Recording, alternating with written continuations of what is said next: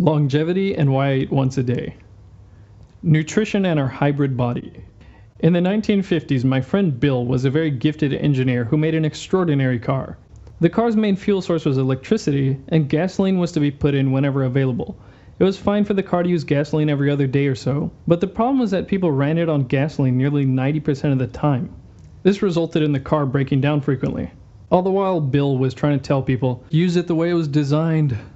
Despite his advice, people continued to theorize about how to properly use the car. Bill went bankrupt and left the automotive industry soon after. The situation my poor imaginary friend Bill found himself in is quite like our modern health environment. How did eating get so complicated? Most of us just want to feel good, look good, and live a long life. You would think by now there would be a straightforward consensus on what our eating habits should look like.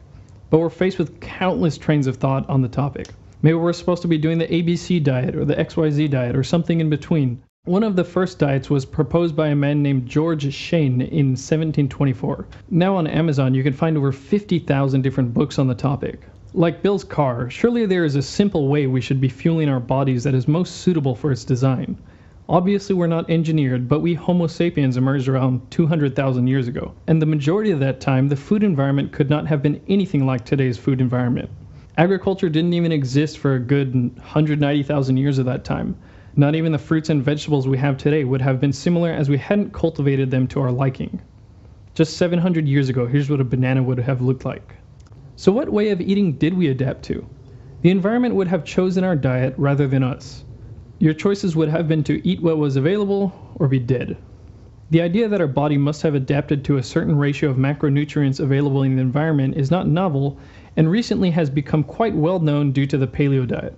However, what I'm getting at is our body would have also had to have adapted to how often the food was available. There should be a natural frequency of eating that promotes health and longevity. Where to start? The logic would be that more nourishment, more food, would make you healthier and live longer. But let's take a look at this from the first principles method as described by Elon Musk. It's kind of mentally easier to reason by analogy rather than from first principles. But first principles is kind of a physics way of looking at the world. And what that really means is you kind of boil things down to the most fundamental truths and say, okay, what are we sure is true? And then reason up from there. That takes a lot more mental energy. So what do we know about longevity? Other than exercise, the word superfood might come to mind. Maybe more omega-3s or some red wine, or making sure to take supplements and drink less alcohol will make us live longer. There are a lot of things that can contribute to longevity, but there is one method accepted by science that you can use to consistently increase longevity. If I take any organism on the planet Earth, from yeast cells to spiders, insects, rabbits, dogs, and I reduce their caloric intake by 30%, they live 30% longer.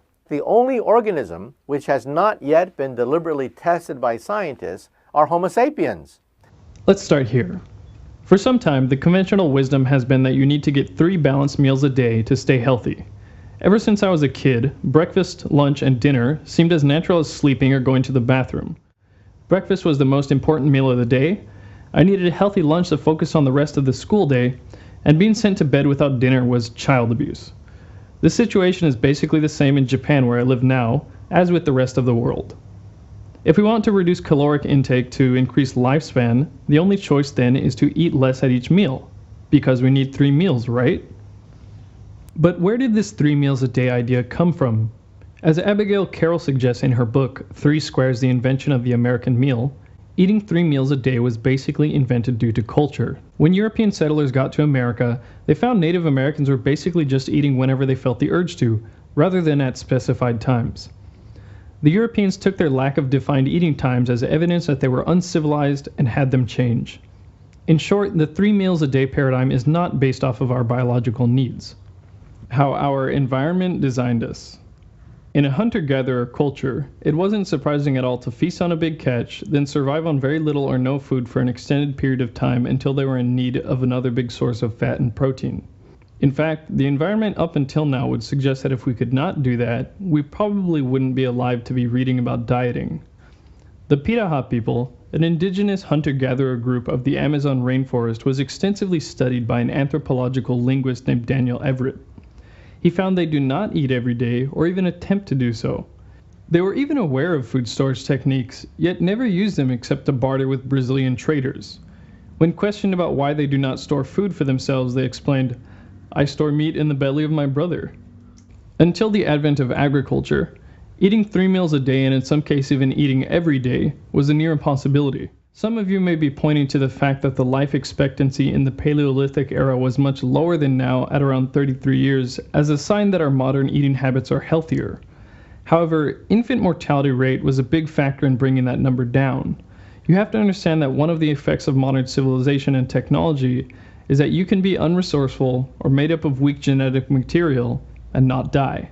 As Doug McGuff explains about the life expectancy back then, it didn't really have anything to do with anabolic-catabolic balance or long-term health benefits because there were older survivors. And the fossil evidence of those older survivors, based on ligamentous attachments and bony assessment and bone mineral density, was they were extraordinarily robust. Glucose metabolism and how conventional wisdom screwed us. The common misconception is that a stable blood glucose is necessary for survival, which would biologically justify 3 meals a day. Bear with me through a bit of biochemistry to understand why constantly consuming carbohydrates to maintain blood glucose is not only unnecessary, but can be a detrimental and vicious cycle. So, after you eat some carbohydrates, bread, pasta, candy, whatever, glucose enters the bloodstream and insulin is secreted to distribute the glucose properly. Via an insulin receptor, glucose enters the cells to produce energy. This can only happen at a certain rate, so to avoid overloading the cell with glucose or having glucose sit in the bloodstream, 70 grams can be stored in the liver and 200 grams in the muscle. So you have your morning bagel and some frappe. Whatever you want, some vanilla bullshit, latte, kappa thing, whatever you got, I don't care. And you've stored all the glucose you can store. So it has to go into your body fat. As well as storing it as energy, your body puts it in your body fat because the fat cells have less complex machinery as the other cells. Too much glucose can bind to proteins and muck up the machinery of the cells in a harmful inflammatory process called glycation. It's kind of like pouring pancake syrup into a car engine. The problem here is that if your energy levels start to wane, you can't tap the energy out of your stored body fat because the hormone that does that, hormone-sensitive lipase, is sensitive to insulin. Insulin will not allow you to tap body fat for energy. If you have a bunch of insulin sitting in your blood from processing a bunch of glucose before, and you need energy, you're going to get ravenously hungry and will need to jack your blood sugar up short term with a snack or something to raise your energy levels again. This is why if you're following the recommended American diet, you're usually going to be stuck in this loop of wanting to eat every time your blood glucose drops, and 3 meals a day will feel very necessary. Even medical doctor Peter Attia fell victim to this. Despite exercising 3 or 4 hours every single day and following the food pyramid to the letter, I'd gained a lot of weight and developed something called metabolic syndrome. Ketosis to the rescue. If you stop eating glucose for about 10 to 12 hours, your glucose stores will deplete, and your body will start breaking down fat so that the liver can produce something called ketone bodies. Ketone bodies produce energy for your cells through similar pathways as glucose, but are much more stable, efficient, and don't cause complications like we just talked about. You may have heard of this ketosis state referred to as starvation mode in school, but this by no means suggests that you are about to starve.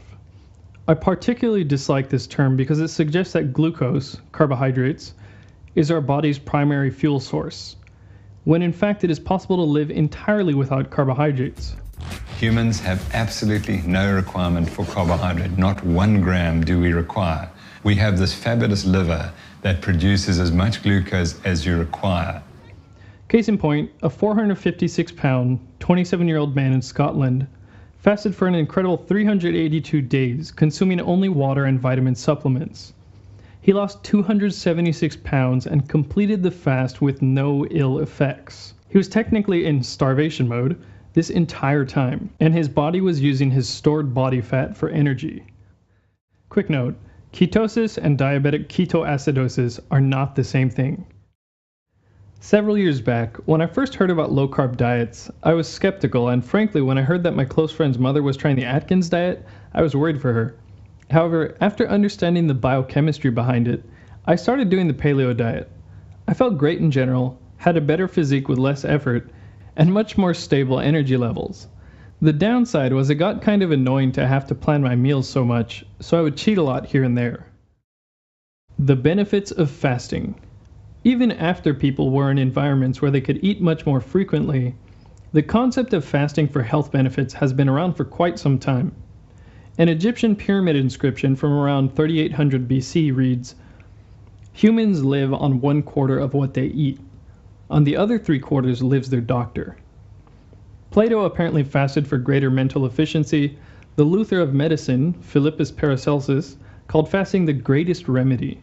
And Mark Twain suggested fasting to be more effective than any medicine. The Romans even found that they could cure people who were possessed with demons by shutting them in a room without food. To simplify an incredibly complex process, aging in essence is the result of cumulative damage to your DNA. Professor of genetics David Sinclair and his team found that not eating stimulates proteins called the sirtuins. These are responsible for DNA repair and have been identified as a key factor in longevity. Professor of neuroscience Mark Mattson at Johns Hopkins University showed how fasting promotes the growth of new neurons in the brain. This explains why fasting is linked to the prevention of neurodegenerative diseases like Parkinson's and Alzheimer's. This information got me excited about intermittent fasting. With intermittent fasting, you're not eating for 16 hours of the day, which gives your body time to deplete the glucose stores and start burning fat, as well as reap the benefits discussed above. So many sources are pointing to the key here being that, whether you are doing extended fasting, intermittent fasting, or simply eating less, you are giving your body a chance to deplete its glucose stores and dip into ketosis, leading to the health benefits we discussed. I was keen on the fact that I could get similar effects to paleo with more leeway in my diet. The problem with intermittent fasting was I found myself craving food outside of the 8-hour period, and I still had to be somewhat strict with what I ate, although of course not as strict as my 3 meals a day regimen. Upton Sinclair, who was born in the late 1800s and lived to the swell age of 90, published a book in 1911 called The Fasting Cure. The book was inspired by the personal accounts of 250 people who cured some ailment with extended fasting. The ailments range from colds, headaches, constipation to arthritis, valvular heart disease, and cancer. Dr. Alan Goldhamer spoke about how in 2012, a 42-year-old patient cured her cancer, stage 3 follicular lymphoma, with a 21-day fast. All this opened me up to try my first week-long fast. But I ended up quitting around the 4th day, even though I didn't feel particularly bad. While I missed my goal and I didn't really feel all that different afterward, over the next following days I started to notice something. I used to enjoy eating some refined sugar crap here and there, but after the fast I wasn't so interested. It was like it reset my eating preferences. Around this time I came across a book called Kufuku wa Hito o Kenkou ni Suru by Dr. Yoshinori Nagumo. The title means Hunger Makes People Healthy, and it provides an incredibly compelling argument for limiting yourself to 1 meal per day. It touched upon many of the things I've talked about here, some things I didn't, and it dispelled some worries I had like malnutrition. Also, it was easy to trust him since he's 30 years older than me and looks younger than I do. I decided to try eating once per day for 2 weeks. For 3 weeks prior to starting, I had been showing my little sister around Tokyo while eating basically anything and everything that looked good. I started the Nagumo plan the day after she left, and the first 3 days were definitely the hardest. When the clock hit around 11 a.m., I realized I wasn't getting the joy from eating that I was used to around this time of day, and started really wanting to eat. My stomach didn't particularly hurt. It was the equivalent of not being able to play video games when getting home from middle school. Around 4 p.m. was when I was convinced that I was really hungry and needed to eat. Waiting another 30 minutes until 4:30 p.m. to eat was like pushing through a last set of squats. The next 2 days were slightly easier, and come the 4th day, I realized I wasn't looking at the clock thinking, only 4 more hours to go. A week later, I decided to put the diet to the test by doing a 50-kilometer bike ride to Atsugi from Tokyo.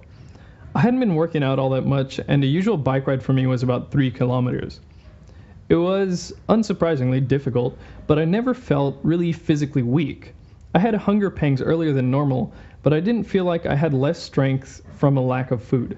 This made me decide to stick with eating once per day. It's been a month since I started, and I feel great in general. My energy levels are very stable, I feel more focused, and surprisingly, I have less problems with hunger compared to intermittent fasting.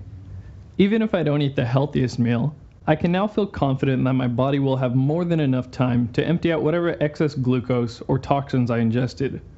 The only time I do crave unhealthy food is when I've had some alcohol. Looking back, it's hard to imagine having to pile so much food into my stomach throughout the day. Other than the health benefits, one other reason I do this is the same reason Steve Jobs wore basically the same thing every day. It makes choosing easier, and it frees my brain up to focus on other things. At least for myself, the amount of new information I get only changes my behavior by a small factor. For example, if I increase my knowledge about the detriments of alcohol by, say, 60%, maybe I'll cut my intake by 30%. With this article alone, I'm not expecting you to suddenly start eating once per day, but hopefully you can start giving your body a break and eat when you need to, not when the clock says you should. If you like this, be sure to subscribe. I'm trying my best to have a new video out at least every 2 weeks, so stay tuned. You can see my last video here.